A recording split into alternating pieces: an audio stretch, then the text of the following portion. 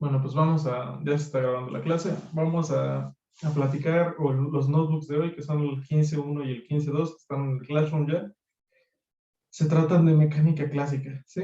No sé si alguien ya los había revisado o les dio una checadita.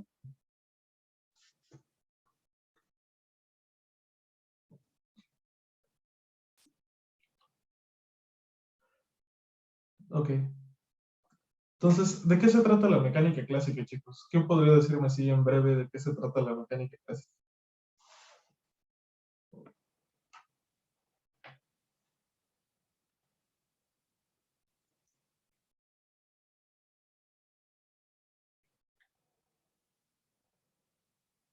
O sea, digo, entiendo que es como muy ambiguo, muy grande el tema, pero como ¿qué entienden ustedes por mecánica clásica? Así en corto.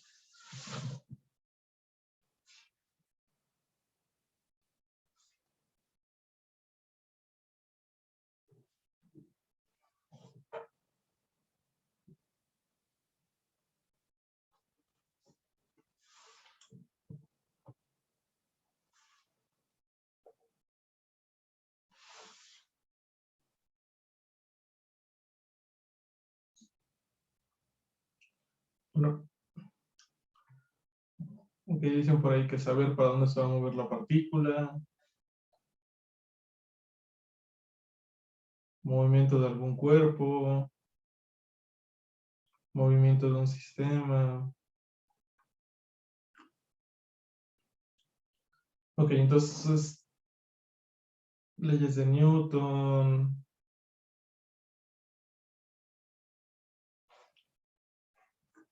Entonces, pues sí, o sea, todos dieron respuestas que van por lo acertado, ¿no? O sea, la mecánica clásica se trata de que tenemos un objeto, ¿no? En el espacio-tiempo, y nos interesa ver cómo se desplaza en el espacio como función del tiempo, nada más, ¿no? Cómo cambia su posición como función del tiempo. Eso es lo que nos interesa. Obviamente el objeto está sujeto a varias, pues no sé si restricciones, pero varias condiciones. ¿Qué me refiero con varias condiciones? Está sujeto a fuerzas, que no vamos a hablar mucho de dónde salen, pero que salen de algún lugar, está sujeto a fuerzas, está sujeto a moverse solo en ciertas superficies, está sujeto a ciertas restricciones en general. No, los problemas donde el cuerpo no está sujeto a nada son aburridos en realidad, ¿no? Entonces casi siempre nos interesa estudiar cuando está sujeto a algún asunto, ¿no?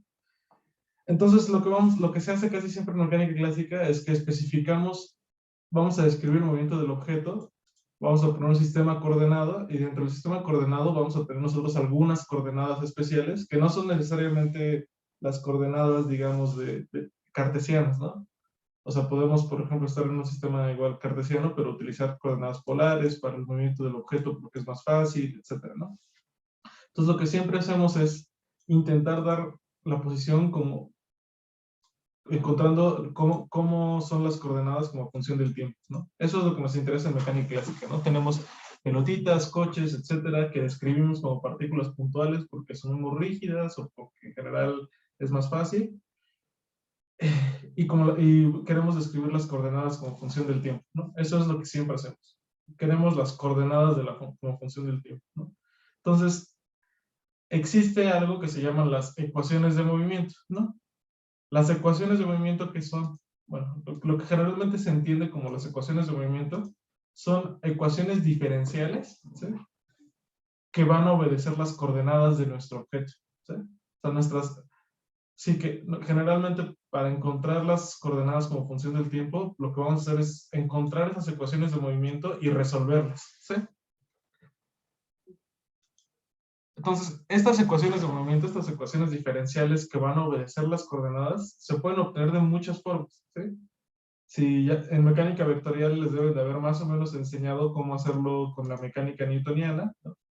Con mecánica como más básico, ¿no? También se ve un poco en mecánica analítica, pero la forma, digamos, chida o más mecánica o más fácil de hacerlo es con mecánica lagrangiana o hamiltoniana, ¿no? En particular vamos a ver al final que la hamiltoniana es muy importante. Entonces, si uno plantea el lagrangiano o el hamiltoniano en un sistema, puede obtener las leyes de movimiento, ¿no? Puede obtener las ecuaciones de movimiento y de ahí, pues, uno podrá resolverlas o no, dependiendo de qué sistema tenga, ¿no? Hay sistemas que tienen ecuaciones que no se pueden resolver, etcétera, ¿no? De hecho, pues eso es lo interesante, ¿sí? En general es imposible encontrar una expresión analítica para las coordenadas dadas las ecuaciones de movimiento, porque hay sistemas que son simplemente muy difíciles o que no se pueden resolver, ¿sí? Y bueno, inclusive, no sé si se acuerdan, pero el péndulo simple en mecánica no se puede resolver sin hacer la aproximación de ángulo pequeño. O sea, si no aproximan el seno del ángulo igual al ángulo, no se puede resolver la ecuación diferencial, ¿no? Queda en términos de una integral elíptica y bueno, eso es un problema, ¿no? Tampoco en sistemas de n cuerpos, en muchos sistemas vamos a ver que no se pueden resolver estas ecuaciones de movimiento, entonces, como todos los problemas interesantes donde no se puede resolver en el pizarrón, vamos a usar la computadora. ¿Queda claro qué vamos a hacer, chicos? ¿Queda claro esto que les estoy diciendo ahorita?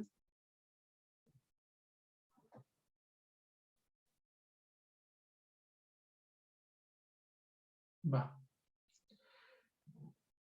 Entonces, pues bueno, vamos a ver nada más un recordatorio breve de mecánica de algunos ejemplos simples de un péndulo, ¿no? O de sistemas mecánicos, ¿no?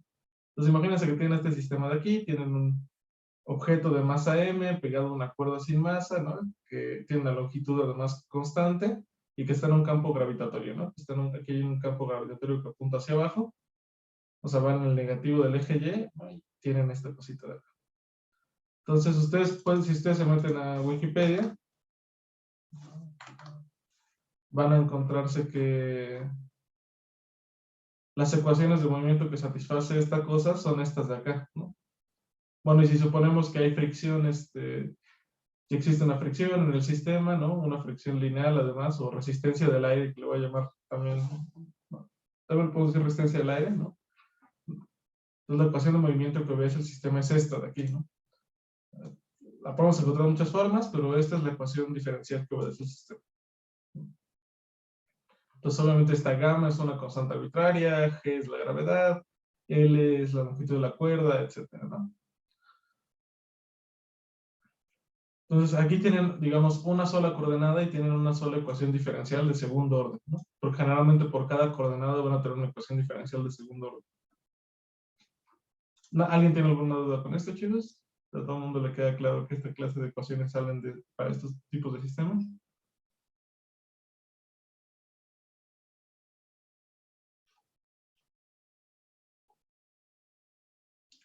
Entonces, vámonos, por ejemplo, a un sistema más complicado, ¿sí? Creo que debería de hacer esto. Dije, bueno, claro. Entonces, vamos a hacer ahora pensar en un tiro parabólico con resistencia al aire también lineal, ¿no? Entonces tienen un objeto que describen con sus coordenadas cartesianas x de t y y de t, ¿no? Pues, están en dos dimensiones también. O sea, aquí también estaba en dos dimensiones el objeto, pero nos basta una coordenada, ¿no? El ángulo. Aquí no, aquí necesitamos dos coordenadas, tanto x como y de t, ¿no? Entonces, tiene una velocidad inicial que es bx0, by0, ¿no? O sea, es un vector también. Positivas ambas, pues están en el primer cuadrante. Y lo mismo, ¿no? Tenemos gravedad, tenemos una resistencia del aire lineal. Y bueno, la fuerza del aire se puede modelar así, ¿no? Como menos b por la derivada de la posición, ¿no? O sea, es proporcional a la velocidad. Y bueno, pues las ecuaciones por coordenadas les quedan de este estilo, ¿no? La segunda derivada de x con respecto al tiempo, ¿no? Es simplemente la fricción, ¿no? Aquí, para la coordenada de x, la única fuerza que actúa, digamos, es la fuerza de resistencia del aire. Y para la coordenada y, pues también la gravedad y la fricción, ¿no? La resistencia del aire. Entonces, este es un sistema de ecuaciones diferenciales, digamos, igual bonito, tienen para x y para y una ecuación de segundo orden. Entonces, bueno, funciona bien, todo está chido y tranquilo, ¿no? Entonces, podríamos resolver estas ecuaciones y obtener la posición y, bueno, ahí todo un rollo, ¿no? Además, si se dan cuenta, estas ecuaciones están desacopladas, ¿no? En el término de x no aparece y, en la ecuación para x no aparece y en la ecuación para y no aparece x, ¿sí? Entonces, eso nos simplifica mucho el problema. Nos simplifica mucho este problema porque entonces podemos resolver la de x y luego la de y, o primero la de y y luego la de x, etc., ¿no? Pero bueno. Por ejemplo, un sistema mucho más complicado, ¿no? Es, sí, justamente si justamente nos vamos al tiro parabólico con resistencia del aire cuadrática, ¿no? Entonces, imagínense que en lugar de que la fuerza, la fricción del aire fuera como proporcional a la velocidad, sino que fuera proporcional a la norma al cuadrado de la velocidad, y fuera en dirección de la velocidad, ¿no? Entonces, si hacen esta cuenta, pues les va a quedar así, les queda con una raíz, porque aunque la norma no debería llevar la raíz, este vector normal en dirección de la velocidad sí lleva una raíz abajo, entonces se vuelve una raíz arriba, ni modo. Y les queda de este estilo, y pues las ecuaciones diferenciales se vuelven horribles, ¿no? Les quedan así. La derivada de x, pues ahora sí depende también de la derivada de x y de la derivada de y, o sea, ya se acoplan las ecuaciones, porque en la ecuación de x aparece y, y también en la ecuación de y aparece x, ¿no? Pues bueno, este se vuelve un sistema mucho más feo, etcétera, ¿no? Okay. Entonces, estos son ejemplos simples de sistemas mecánicos, ¿sí? Entonces, acuérdense, por cada coordenada vamos a tener una ecuación de segundo orden. Pero lo que nosotros habíamos visto, lo que habíamos aprendido con Euler, no es a resolver ecuaciones de orden 2, sino a resolver ecuaciones de orden 1 o sistemas de ecuaciones de orden 1. Entonces, lo primero que habría que hacer cuando uno tiene sistemas de este estilo es convertir estos sistemas de ecuaciones de segundo orden a ecuaciones de primer orden, ¿sí? Volver esto de acá a ecuaciones de primer orden y esto de acá a ecuaciones de primer orden también. ¿Todo claro con eso? Porque tenemos que convertir esto a ecuaciones de primer orden, a un sistema de primer orden, porque si no, no sabemos cómo hacerlo.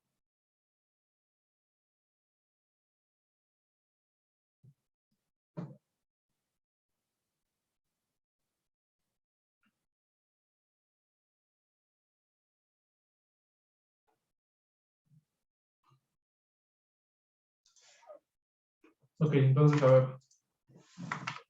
Aquí les pido en el notebook que conviertan todos estos sistemas, ¿no? Vamos a convertir el primero nada más. ¿Les parece? Vamos a convertir este sistema, digo, el último. Vamos a convertir este sistema de ecuaciones en ecuaciones de primer orden.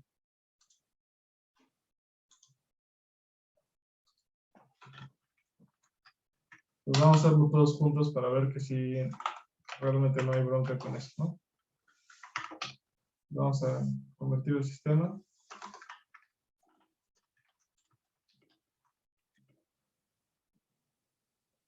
Del tiro parabólico.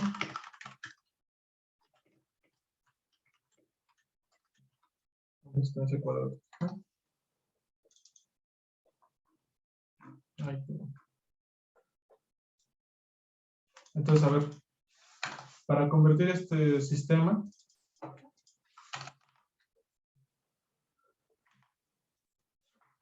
¿qué es lo que tenemos que hacer? ¿Quién me guía para ir convirtiendo este sistema?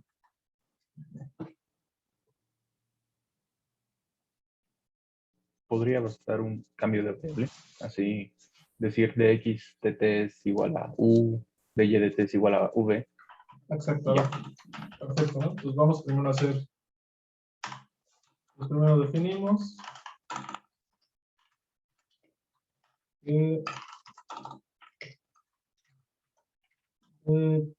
x en dt, ¿no? Sea igual a una variable u, ¿no? Y de y en dt sea igual a una variable w, ¿va? ¿Les parece?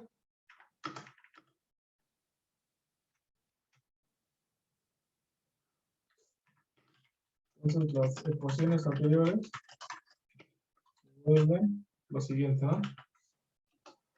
Pues lo primero que podemos reemplazar es este término. ¿En qué se vuelve yo ya no quiero que haya segundas derivadas, sino primeras derivadas. ¿En qué se vuelve la segunda derivada de x con respecto a t? ¿Cómo lo puedo reescribir en términos de u y de w?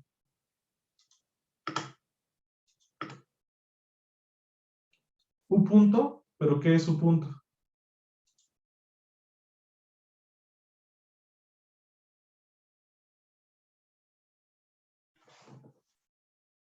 La derivada de u con respecto a t, justamente, se vuelve igual a esta cosa que tenemos acá, ¿no?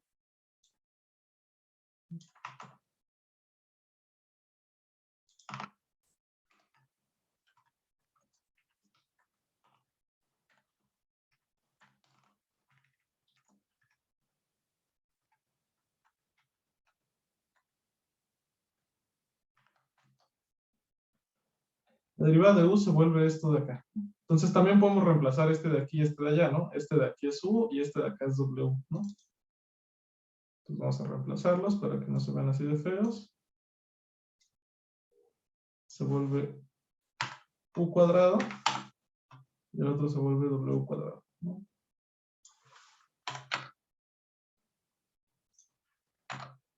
¿Están de acuerdo que así quedan estas ecuaciones?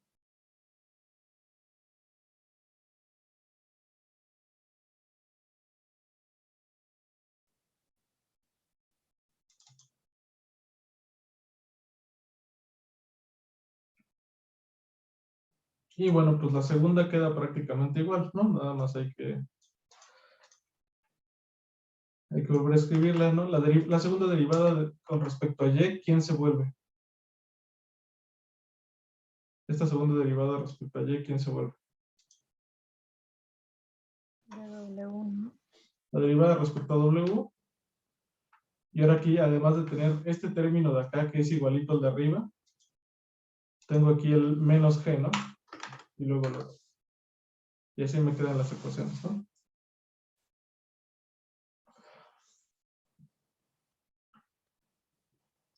Ahora, en principio, uno podría pensar que estas ecuaciones ya quedaron completitas porque aquí ya tengo un sistema lineal donde está solo u y w, ¿no?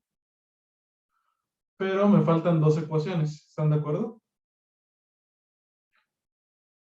Porque tengo, o sea, digamos, cada ecuación de segundo orden se debe convertir en un sistema de dos ecuaciones. Entonces, esta se convierte en dos, esta se convierte en dos, entonces debería tener cuatro en total.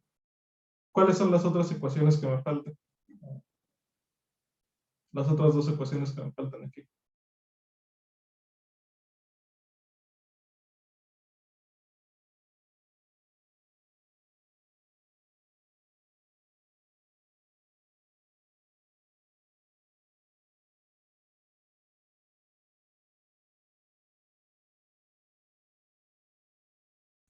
Las segundas derivadas de u y de w, ¿no?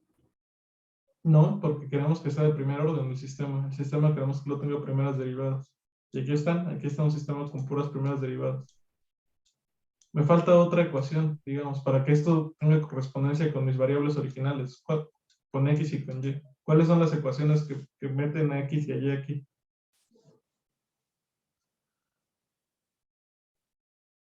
Justo, Rodrigo lo dijo ya por el chat. Pues, ¿cuáles son las derivadas de x y de y? Pues,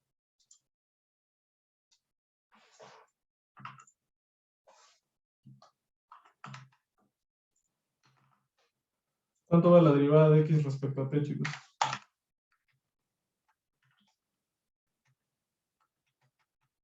Pues justamente, ¿no? La derivada de x respecto a y yo la definí como, digo, de x respecto a t, yo la definí como 1. Y lo mismo con la derivada de y respecto a t, es w, ¿no? Este ya es el sistema completo, ¿sí? Porque necesita, o sea, lo que hicimos fue convertir este sistema en dos ecuaciones, esta ecuación de segundo orden en dos ecuaciones, ¿no? Aquí están mis dos ecuaciones. Dx de t es u y du de t, que es la segunda derivada de x, ya se vuelve esto de acá. Lo mismo acá y lo mismo acá. Sí, sí queda claro esto, chicos, que necesitamos incorporar estas ecuaciones o estos cambios, o estas variables definidas para que el sistema siga quedando en términos de x y y.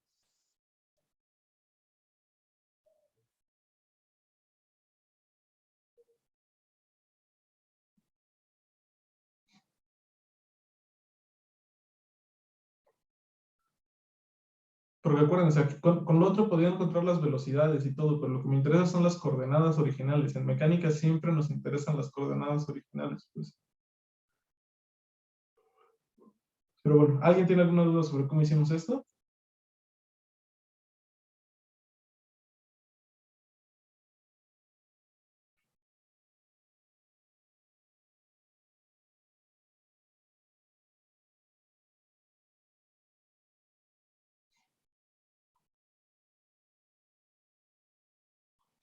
Entonces, en general, chicos, acuérdense de esto. Si tienen n grados de libertad en un sistema de d dimensiones, van a tener siempre cuando convierten su sistema, sus opciones de movimiento en un sistema lineal, tienen que llegar a 2D por n ecuaciones, ¿sí? Aquí tenemos nuestra dimensión es 2. Sí, más bien a d por n ecuaciones, perdón. Nuestra dimensión es 2, tenemos dos ecuaciones, tenemos 2 grados de libertad, entonces pues, justamente, más bien, si tienen d grados de libertad, o d coordenadas independientes, siempre van a llegar a 2 por d ecuaciones diferenciales, ¿sí? Ecuaciones de primer orden. ¿Por qué? Pues porque cada ecuación les va a dar, cada grado de libertad les da una ecuación de segundo orden, y cada ecuación de segundo orden se convierte en 2, ¿no? Entonces siempre son 2 por d, 2 por el número de grados de libertad. Aquí había 2 grados de libertad, x y y por eso tenemos 4 ecuaciones, ¿no? Igual que en mecánica hamiltoniana, si ya se acuerdan de eso. Siempre llegan a 2 por d ecuaciones. Una para la variable original y otra para la velocidad o para el momento. Ok. Entonces, bueno. Recordando que ya saben todos cómo hacer esto, pues ahora vamos a platicar un poquito de las animaciones, ¿sí? Entonces, yo sé que las coordenadas normalmente siempre se ven como funciones de R en R, ¿no? Les enseñan que las coordenadas son funciones, las ven como funciones del tiempo, ¿no? Pero a mí lo que me interesa no es verlas como funciones del tiempo, sino más bien animarlas como funciones del tiempo, ¿no? Entonces vamos, o sea, pues justamente ya lo vimos un poco, pero lo vamos a volver a ver para los que no estuvieron en esa clase, que es, pues que para hacer animaciones lo único que hay que hacer es meter cada cuadro en dentro de un ciclo for y utilizar esto de @animate, ¿no? Entonces,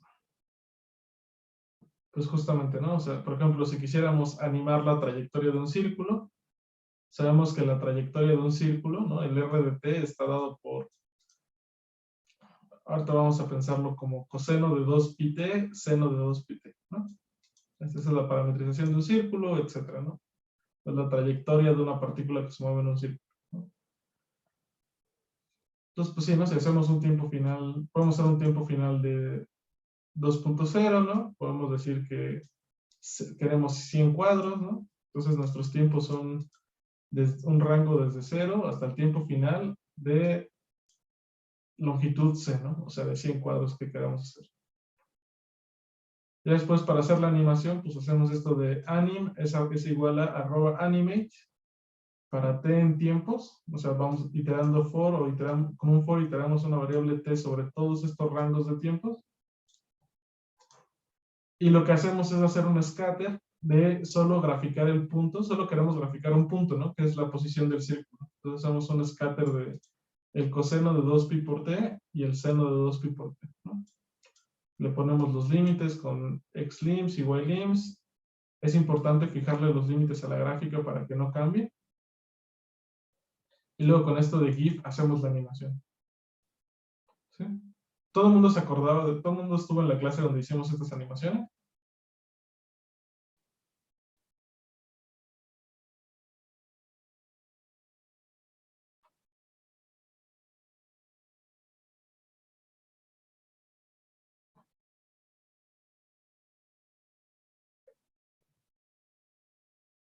¿O alguien se acuerda, o alguien tiene alguna duda sobre cómo hacer esto de las animaciones?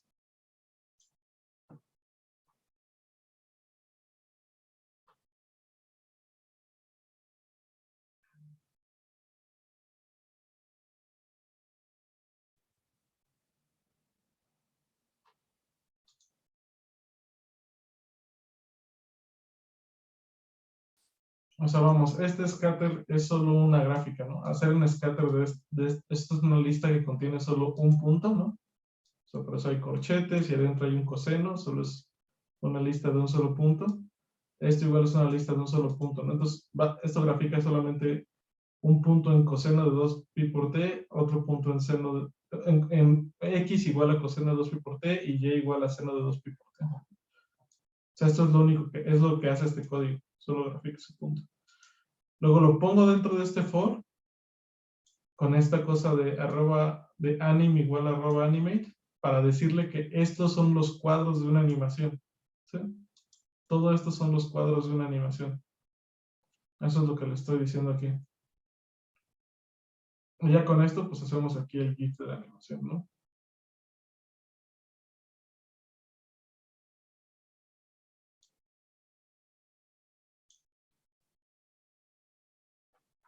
Digo, aquí puedo correr para que lo vean desde el inicio. Va a tardar un poquito porque siempre tarda un poquito el primer GIF o la primera gráfica, pero va a salir.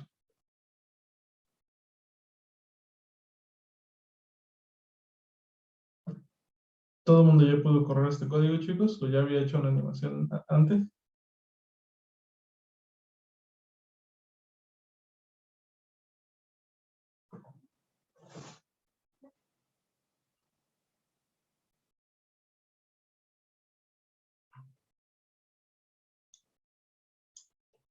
Aquí está, ¿no? Ya está esa pelotita dando vueltas como si fuera un círculo. A lo mejor lo ven medio mal por la calidad de la videollamada, pero así se ve, ¿no? Pero, o sea, si lo corren en su compu se ve mucho más fluido.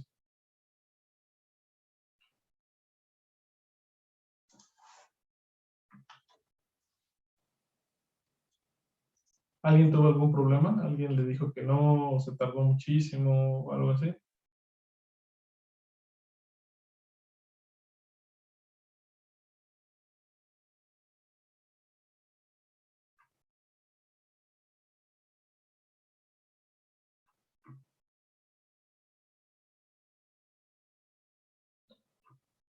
Ok, pero ahorita no tienen problema nadie para hacer una animación o para correr este código al menos.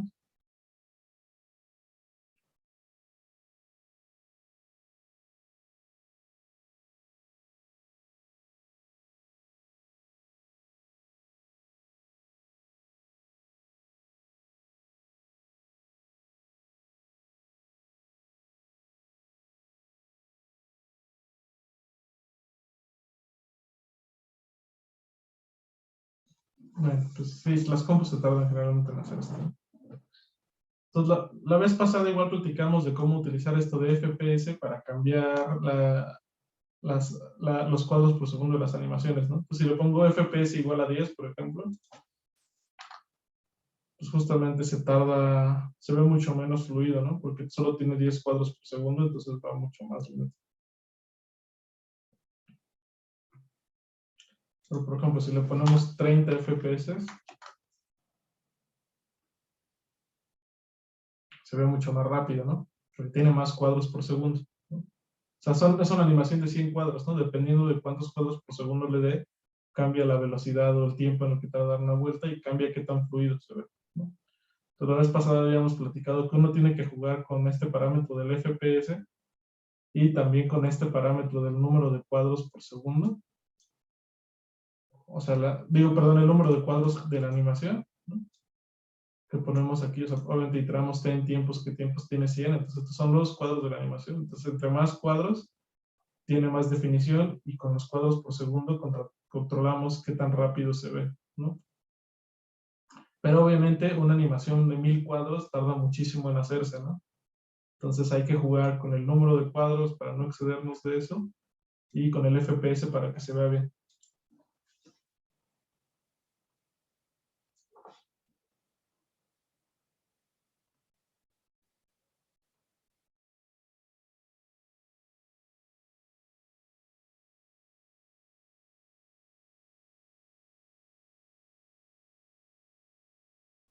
Igual pueden guardar sus animaciones con esto. Si ponen aquí después, en la función de GIF, aquí ponen su animación o el anim y después ponen aquí un nombre, les guarda su GIF, ¿no? Si ponen un string entre anim y FPS, les guarda su GIF.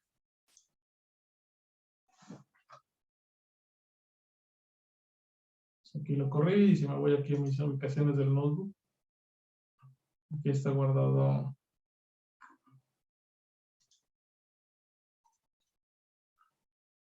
prueba.gif, ¿no? Le había puesto prueba.gif y aquí se quedó guardado.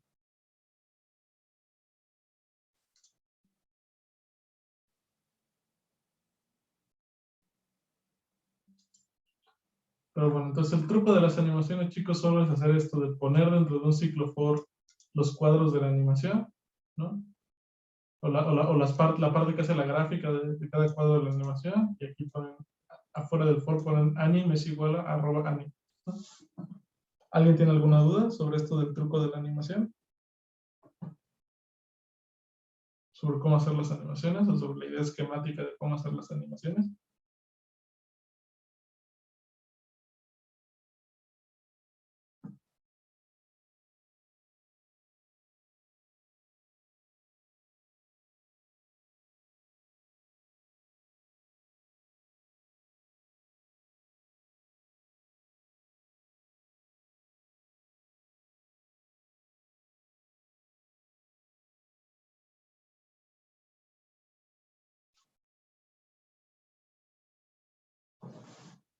Ok.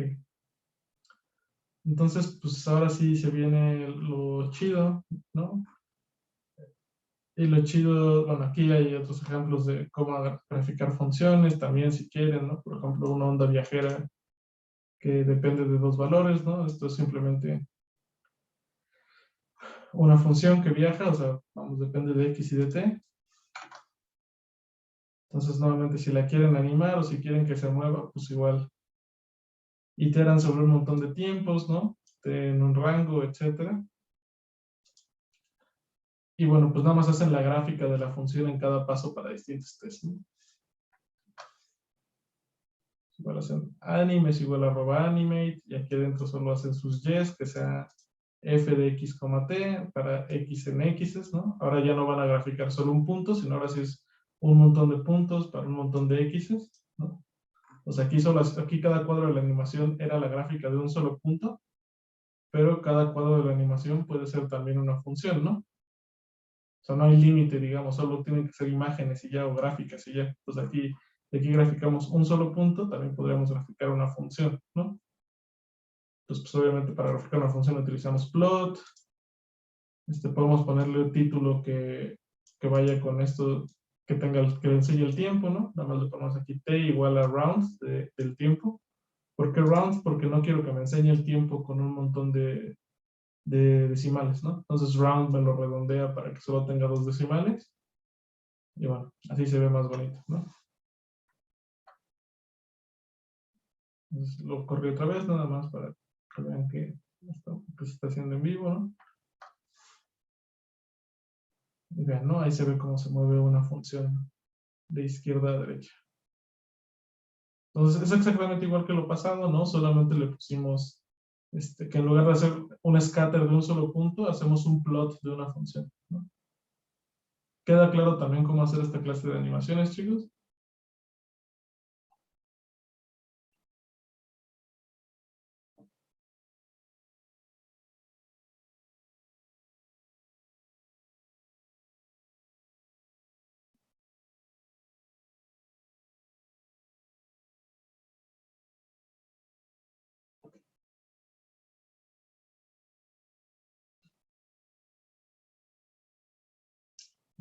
O sea, usar plot en vez de scatter y pues tener función y, o sea, graficar una función, ¿no? Que también depende de t. Literal como veían ondas en esta clase de introducción a la termo, ¿no? Nada más son funciones que dependen de x y de t.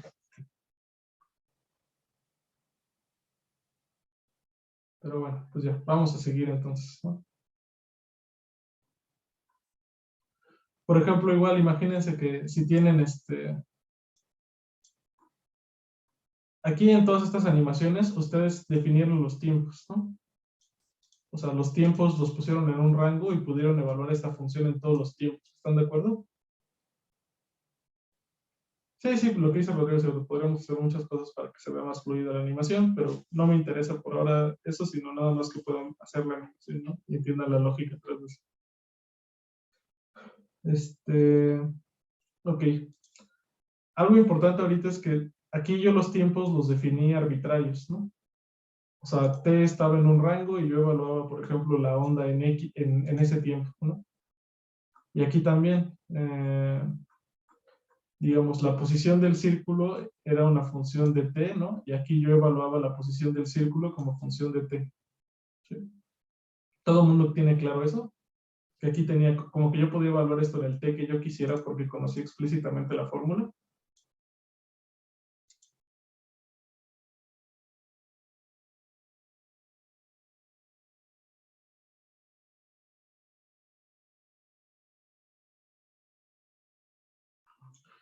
Bueno, ahora imagínense que no tienen eso, que en lugar de que tengan la fórmula explícita y pudieran evaluar en cualquier t, tienen un arreglo, uno que sea el tiempo y otro que sean las posiciones.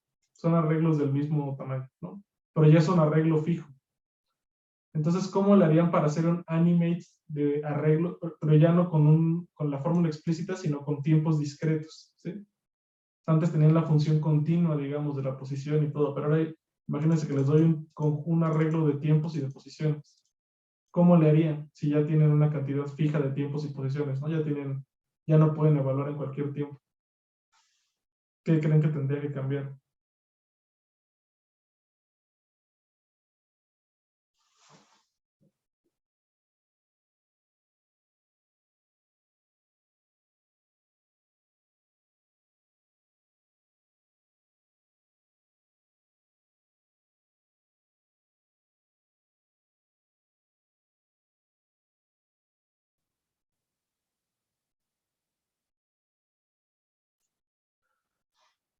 Pues justo, o sea, lo que vamos a hacer que cambie es que en el scatter, pues, en lugar de que, o sea, en el for más bien, en lugar de que hagamos el for sobre los tiempos directamente, lo vamos a hacer sobre los índices de los tiempos. Iteramos sobre un índice que nos permite acceder a los tiempos y a las posiciones, ¿sí?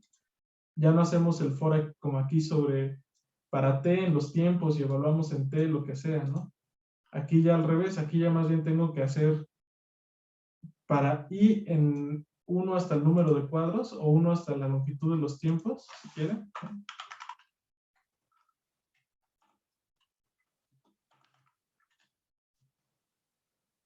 Este índice y después pues con este índice i saco el tiempo, digamos, y la posición o las posiciones en i, lo que sea, ¿no?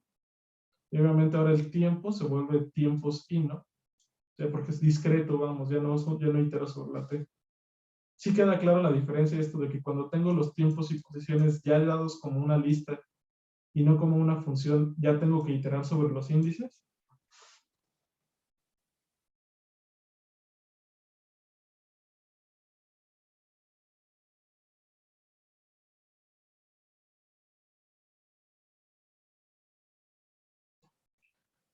Esto es importante, chicos, porque esto es lo que nos va a dar las ecuaciones diferenciales, ¿sí?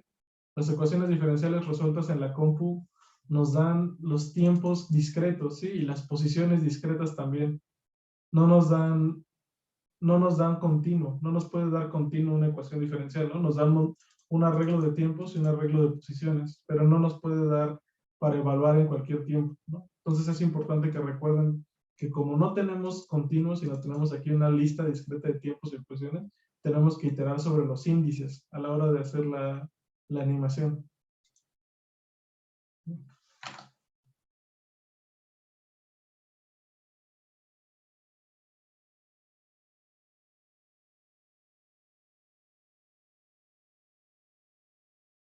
Entonces aquí tenemos un montón de cuadros y se ve fluido, pero bueno, simplemente igual es una animación discreta, ¿no? O sea, vamos sobre tiempos y posiciones discretas. ¿Todo claro con esto, chicos?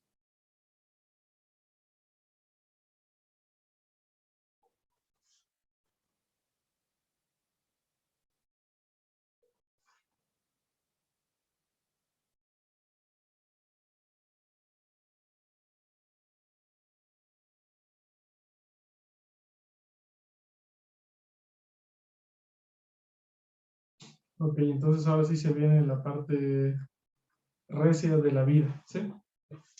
Entonces, en teoría, todos ustedes ya tienen una función de Euler vectorial, ¿no? Todos ya deben de haber hecho esta función que les permite resolver un sistema de ecuaciones diferenciales dado como un vector, ¿no? Bueno, un sistema de ecuaciones diferenciales de primer orden con Euler. ¿Sí? ¿Todo el mundo lo tiene ya?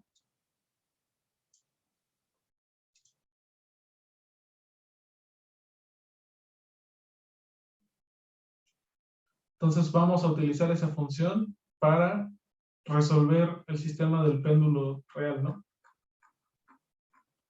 Este sistema que acabamos de encontrar aquí. Bueno, el sistema del péndulo que es este de acá arriba, ¿no?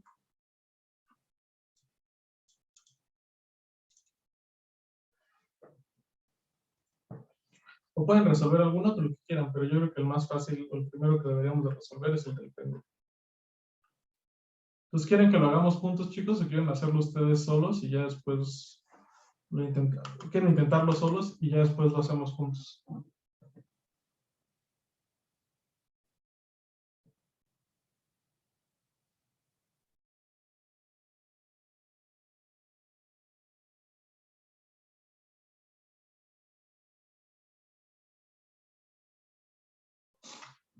Sí, creo que yo también creo que estaría bien. Entonces, el ejercicio 2 es simple, chicos.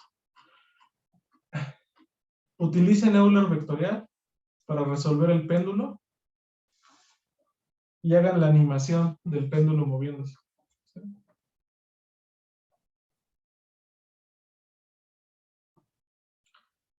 Denle el valor que quieran ahorita a las constantes del problema, o sea, a gamma y a g y a l, denle los números que quieran, ¿no? Bueno, g si quieren déjenlo en 10, ¿no? Pero gamma y l, denle el número que quieran. Y resuelvan estas ecuaciones, ¿sí? Resuelvan ecuaciones y hagan la animación. ¿Sí queda claro el problema, chicos?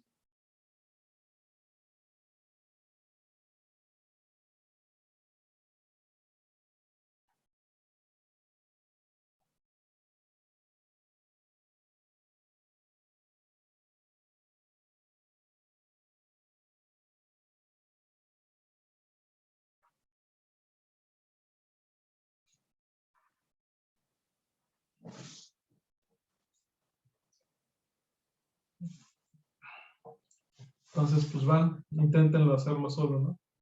Solo. ¿Qué es lo primerito que tienen que hacer?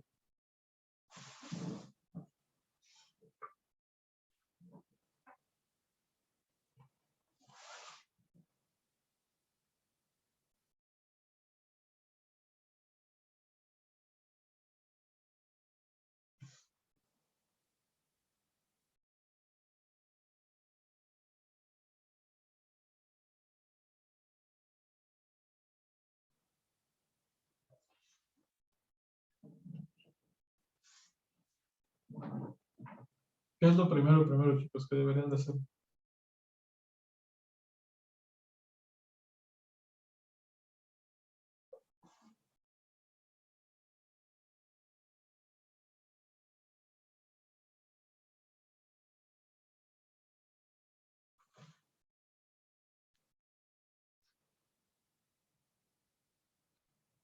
Volver esto a un sistema de ecuaciones de primer orden, ¿no?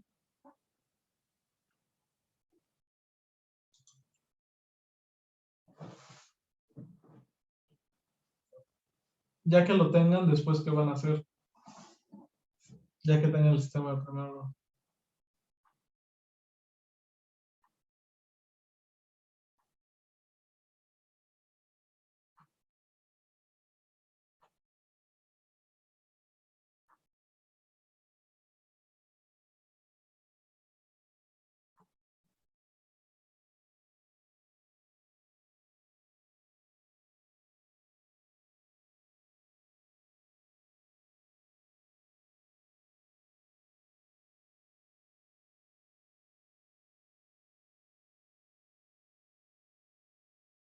Ajá, definir una función que le regrese el campo vectorial asociado a eso. Y ya eso se lo van a dar de comer a Euler-Beck, ¿no?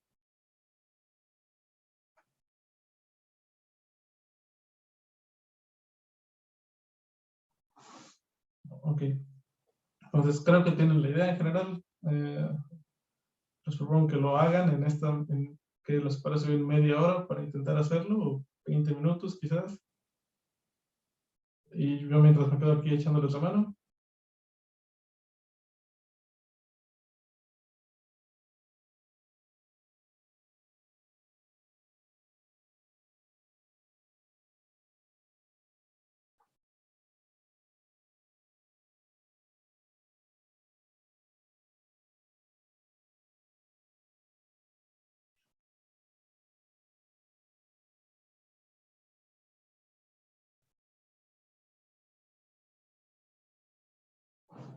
Sí, ¿no? Tal vez.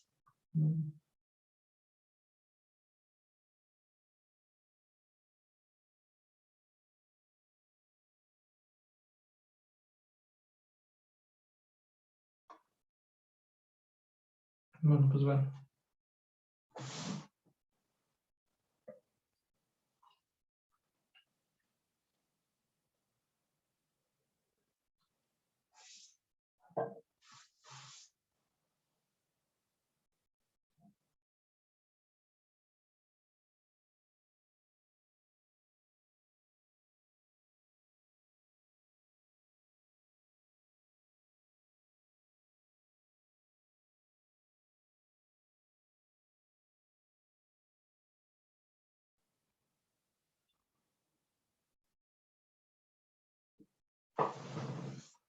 ¿Qué quieren que deje en la pantalla? ¿Quieren que deje la ecuación diferencial o que deje cómo hacer las animaciones o qué sienten que es más útil?